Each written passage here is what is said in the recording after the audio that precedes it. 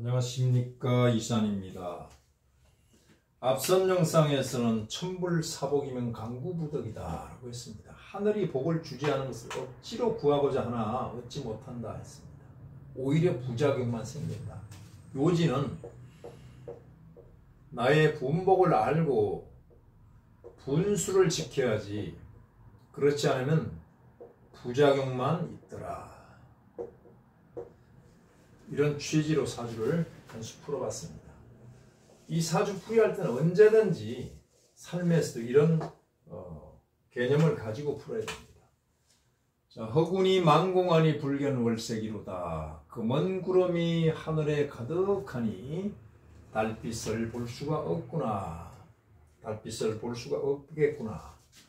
토정비결의 한해 신수란에 있는 내용입니다. 이것을 인용해서 팔자 한 수를 풀어보겠습니다. 비유하자면 병화, 즉 태양을 용신으로 쓰는 팔자에 올해 개수, 즉 검은 구름이 들어와서 하늘을 가리게 되면은 달빛조차도 볼 수가 없다. 달빛은 뭡니까? 행복한 일, 좋은 일, 기쁜 일인데 전혀 그렇지가 않다, 이런 뜻이죠. 자, 이 팔자는 가상의 팔자인데 연초에 제가 신수를 보고 한 해 일들을 다 예측해 드렸습니다. 오른쪽 팔자의 주인공은 제 얘기를 잘 듣고 충실히 준비를 해왔고요. 왼쪽 팔자의 주인공은 팔자를 믿지 않습니다. 뭐 그런 게 있어요 하면서 지나쳤는데 지금 현재 머리를 한 방 얻어맞고 우왕좌왕하고 어려워하고 계십니다. 어떤 차이입니까? 준비된 사람은 올 것이 왔구나. 올 테면 와라. 나 준비 다 됐다. 자, 여기는 어떻습니까? 아니, 갑자기 그럽니다. 이미 오기로 예고되어 있는 것을 예측을 해드렸는데 그 차이죠. 자, 이 팔자를 보면 경금이 해달에 나와서 식신격입니다. 금수상간, 희경간입니다. 병화가 살이지만 관으로 봐야 됩니다. 해중의 간목이 시상에 투해서 시상편재격입니다. 전형적인 장사꾼의 팔자죠. 아쉬운 점은 해중의 간목이 투했다. 또 사주 원명의 정화가 보이지 않는다. 이 점입니다. 만약에 인중의 간목이 투해서 시상에 저렇게 나타나 있다면 큰 사업가가 되겠죠. 돈의, 재물의 사이즈가 완전히 다릅니다. 자, 해중의 간목은 물에 둥둥 떠 있고 신자진 수국에 각기 합의돼서 묶여 있습니다. 정화가 없어서 실질적인 내 손에 잡히는 성과가 적을 것이다. 그런 중에 갑오가 들어왔죠. 어디 가서 사주를 봤더니 이 팔자가 불이 용신인데 나무가 들어오고 또 불이 들어와서 10년간 운수 대통난다 라는 얘기를 듣고 고무되어 있었습니다. 그런데 그렇지가 않습니다. 천만의 말씀이죠. 간목은 허상입니다. 여기도 간목이 있고 간목이 들어왔지만 허상이라고요. 둥둥 떠 있습니다. 오화는 어떻습니까? 원명에 착상할 자리가 없어요. 독립되어 있습니다. 그러나 이것은 원령에 준해서 봐야 되기 때문에 이때 인목이 들어오면 어떨까요? 인노술 합의돼서 불이 됩니다. 착상을 하는 거죠. 게다가 간목이 바로 인목을 만나서 현실화가 되는 겁니다. 간목의 현실화라는 것은 편재, 큰 돈이 내 손에 직접 잡힌다. 직접 돈을 만지고 돈을 세야 내 돈 아닙니까? 게다가 작년에 임수는 그대로 강이 상령이 되는 거죠. 불빛이 빛납니다. 아주 좋았죠. 자, 그런데 올해 개묘가 들어오는, 우선 묘목부터 보자고. 아니, 인목이나 묘목이나 간목이 본 거는 마찬가지잖아요. 대운하고 착상을 못했어요. 착상을. 오히려 파살이 돼가지고 깨져버렸습니다. 완전히 다르죠. 게다가 이 개수는 뭡니까? 올해 개수는 허군이라고 그랬잖아요. 허군. 검은 구름이 만공한단 말이에요. 병화를 봤으니까 이것을 허군 만공인데 명리용어로는 허군 차일이라고 합니다. 가릴 차자, 날일자는 병화 태양을 가렸다 이런 뜻입니다. 자, 이것을 팔자 국에서 풀어낸다면 어떨까요? 상관경관이잖아요. 상관경관인데 보통 상관경관보다도 화가 큽니다. 아마 이 명주는 올해가 일생일 때 가장 어려울 겁니다. 가장 어려울 겁니다. 불을 관을 용신으로 쓰는 팔자에 상관이 물이 들어와서 불을 꺼버렸으니 혹은 차이를 혹은 만공에 했으니 얼마나 힘들겠어요. 여기가 상관이고 여기는 관이란 말이에요. 관이 탈이 났잖아요. 관은 뭡니까? 직장, 사업. 사업장이 탈이 났죠. 사업장에. 사업장이 탈이 났습니다. 상관은 뭡니까? 내가 데리고 있는 직원들이죠. 수하니까 직원들이 다 나가버렸답니다. 상관은 또 뭐죠? 관제가 될 수가 있습니다. 시비가 될 수가 있고 구설이 분분합니다.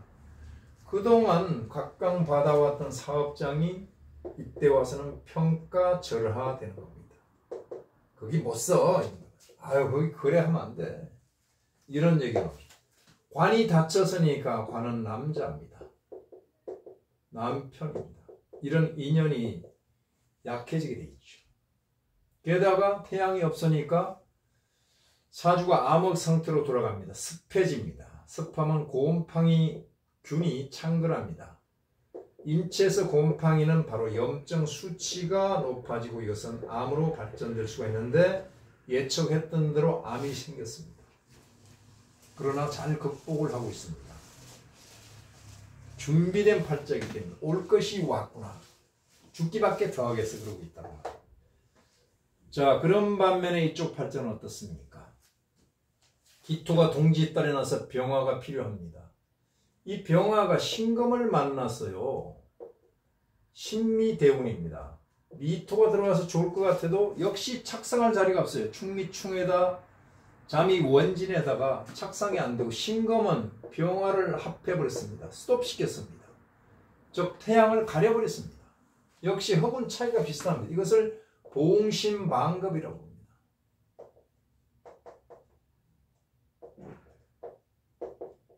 병화는 경금은 능히 녹일 수가 있으나 신금을 만나게 되면 반대로 겁나다. 겁이 나서 도망간다. 마음이 가버린다. 급이죠. 자, 그런데다가 개수가 들어와서 허군 차일, 즉 허군이 만공하는데 여기서는 말이 바뀝니다. 문구가. 왜? 팔자 격국이 다르니까요. 탐재괴인이라고 합니다. 탐재괴인. 기토에게 개수는 재란 말이에요. 재물을 탐하다가 괴인, 무너질 괴자. 인수가 깨져버렸다. 인수가 뭡니까? 도장입니다. 도장. 인감 도장이 깨졌어요. 즉 문서가 탈이 난 거죠. 문서가. 즉 재탐한 연유로 원인은 재를 탐한 데 있습니다. 야, 이거 사면 돈이 되겠다 하면서 과도하게 투자를 해서 즉 다시 말해서 부도가 나는 격이죠. 부도가 나는 격. 게다가 인수는 누굽니까? 모친이잖아요. 모친. 모친 건강이 심히 안 좋게 나타난다. 지금 현재 괜찮더라도 문제가 되는 거죠. 또 묘목이 와서 자몽 형살로 때립니다. 형살이 되어 있기 때문에 대단히 안 좋죠. 건강수도. 여기도 염증 수치가 굉장히 높아집니다. 자, 그러면 내일 모레가 개해입니다. 월운이요. 11월입니다. 양력으로. 올해가 개의 묘인데 한 해 동안 개수가 작동을 하는데 월에서 달에서 또 들어오면 중복됐잖아요. 중복되면 더욱더 힘이 정폭돼서 동적인 요인이 됩니다. 개수가 동합니다. 여기는 상관이 동했고 여기는 재가 동해서 탐재기는 여기는 상관 경관이 돼 있고 자칫하면 명을 건드릴 수도 있죠. 특히 좌측분의 사주는 어떻습니까?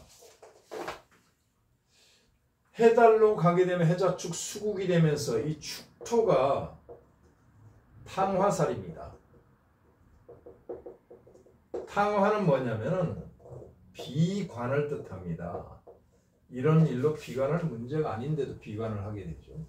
결국은 뭡니까? 팔자의 중화가 문제가 된 거죠. 중화가. 이 팔자의 중화는 현실에서 중용의 도를 가리키는 겁니다. 자, 중용하고 철학적으로 얘기하지만은 팔자에서는 손에 잡힐 듯이 중용을 가리키잖아. 이거는 팔자고 현실에서는 중용을 지키란 말이에요.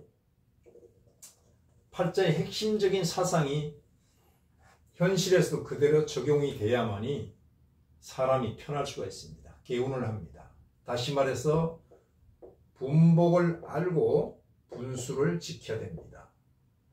자, 허군이 망공하니 불견 월색이라는 토장 비결의 문구를 인용을 해서 팔자 한 수를 풀어봤습니다. 감사합니다.